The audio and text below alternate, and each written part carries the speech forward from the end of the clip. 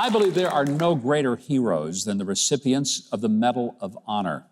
Our next guest is not only one of those recipients for his bravery in Vietnam, but he's now teaching young people the values represented by the Medal of Honor. That's why he is this week's Huck's Hero.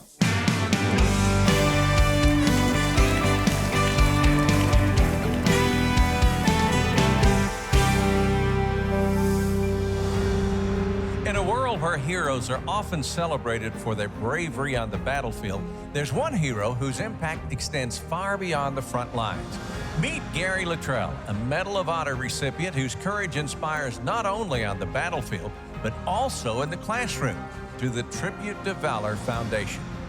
You know, our Tribute to Valor Foundation was formed to concentrate on youth of America. And so that's our goal. When you look a kid in the eye and say, there's a hero inside of you, all you got to do is let that light shine. The expressions on their face, it's like, wow, I've got to look for something. I've got to look for something that I can do that it's above and beyond the call of duty.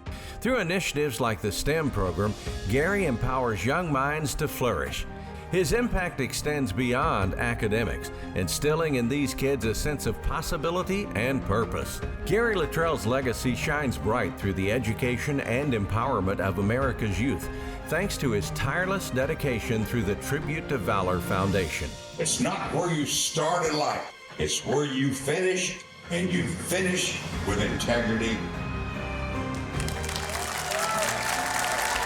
Please join me in giving a hero's welcome to the chairman of the Tribute to Valor Foundation, Army Ranger Hall of Fame member and Medal of Honor recipient, Gary Littrell. Welcome, Gary. Good to be here. It is an extraordinary honor to welcome you here. Most Americans understand there are millions of living veterans in our country. They probably don't realize there are only 65 living recipients of the Medal of Honor. It's an extraordinary small group of extraordinary people called upon by their country to do above and beyond. And I've been in meetings where all those recipients are there in one place. I've never felt so small in my life because it's a group of greatness. I know that most of the Medal of Honor recipients that I've ever been around never want to be heralded like that. But Gary, there's no other way to put it. What you guys represent is really why there is an America. And for you to take the story that you had and to go into the schools and try to help these young people understand that it's a country worth fighting for and dying for. It is, most definitely. You know, when I go into a classroom, you know, I've made the statement, if I can affect one child in that classroom, I've had a very productive day. One of the things that I found interesting, you certainly focus on the STEM program, science, technology, mathematics, but you add another part of it, arts, which I found wonderful and significant. Why did you feel that that was also an important part of what you try to instill in these young people? Well, we just broadened the spectrum to where every aspect is important to our children, and arts is an important part of our society. You received the Medal of Honor for actions over a 4-day period in April of 1970. Been a long time ago. 54 years. And I know when this is all going on, you're not sitting there thinking, boy, if I can hang on here for 4 days, one day I'll have President Nixon put a medal around my neck. I mean, you're just trying to survive. But all the other leaders in the battalion you were with were killed. Yes. You were the last living person, a sergeant, and you're supposed to take care of them, which you did for 4 days. And I can't even imagine, you're under heavy enemy attack, all the other people are dead, and you've got a bunch of folks who are subservient to your rank. You're trying to keep them alive, tend to their wounds, make sure they have something to eat, they get some rest, and that they hang on till people come. Right. How do you even approach something like that, Gary? I think it's overwhelming to most of us. Well, you know, the word hero is a word that I don't like to cross my lips. You know, I was a non-commissioned officer placed in a situation. I had a job to do. And I truly believe that you'll react in combat the way you were trained. Fortunate for me, I was a graduate of the United States Army Ranger School, stayed on as a Ranger instructor. So when I went to Vietnam, I was selected to be an advisor to the Vietnamese Rangers, which was absolutely top notch. So it was just, I was just there. I had a job to do. I was the one in charge, and I had to bring as many people off that hill alive as I could.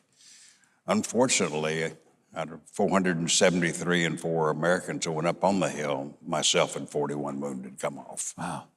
But those that came off wouldn't have had you not been there to shepherd and shield them and get them out. Otherwise, they all would have died. And I think that's something a lot of Americans can't even begin to understand. So when you go into the schools, the students, because we're seeing all this stuff where they're rioting, they're talking death to America, they're burning the flag, and I'm thinking, I wish they could hear you. I wish they could see what you did.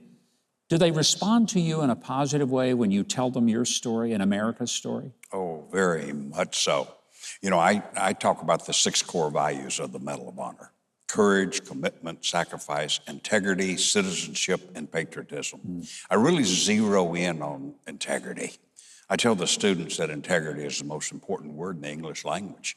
If you give up your integrity, you lose your integrity. It's very hard to get back. We never lie, we never steal, and we never cheat. The students do, and my wife goes with me now. She's a stunt lady, and so she tells her story of breaking the glass ceiling. I tell my story about being in Vietnam. And between the two of us, we cover the 6 core values of the medal and tell the kids that there's a hero inside of you. All you got to do is let that light shine. I pray you get into as many schools as you have the physical stamina to do. And I'm looking forward to bringing your wife on and talking about what it's like to be a Hollywood stunt woman for many of the films that we've all seen that she's been in. And somebody had to do those remarkable stunts. But Gary, what you did in Vietnam, it wasn't acting. It wasn't a stunt. It was the real deal. You put your life on the line for the rest of us. Thank you. We never, ever want to forget that. God bless you, my friend. Thank you. And thanks for being here tonight. Thank you. Our deepest appreciation to Gary Littrell for joining us here on the show, but even more, his sacrificial service to providing all of us our freedom. Hey, Mike Huckabee here. Listen, if you love your mom, apple pie, and being conservative, you know you ought to subscribe to the channel, hit the notification bell, and click the like button, and show all the leftists out there that conservatives are thriving and patriotism is far from dead. Am I pandering too much? No way. I'm just getting started.